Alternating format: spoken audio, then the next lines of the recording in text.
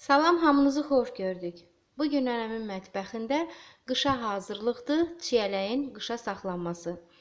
Çiyələyin bol mövsimidir. Mürəbbələr bişiririk, cem hazırlayırıq. Yəni istədiyimiz kimi çiyələkdən bol istifadə edə bilirik. Amma qışda bunu tapmaq bir qədər çətindir. Mağazalarda da çox baha olur. Və çalışırıq ki, evdə çiyələyi qışa saxlayaq ki, qışda tortlarda, piroqlarda, müxtəlif desertlərdə istifadə edə bilək. Necə saxlayıram mən bu çiyələyi?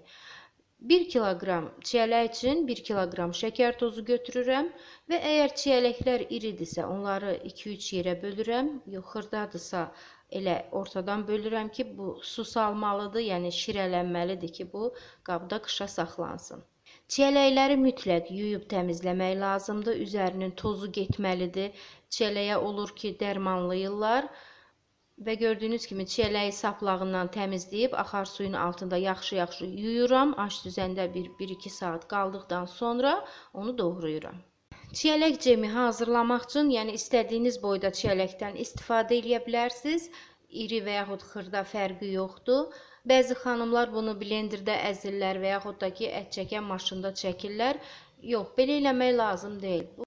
Bu vaxt çiyələyin suyu çox çıxır, həddən artıq gec bərkiyir.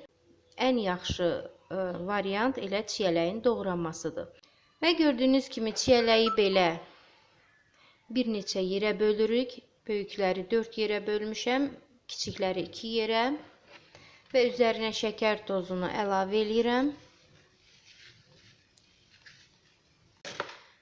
Qarışdırırıq və qarışdırdıqdan sonra təqribən 30-40 dəqiqə belə saxlayırıq. Artıq gördüyünüz kimi çiyələyin suyu çıxıb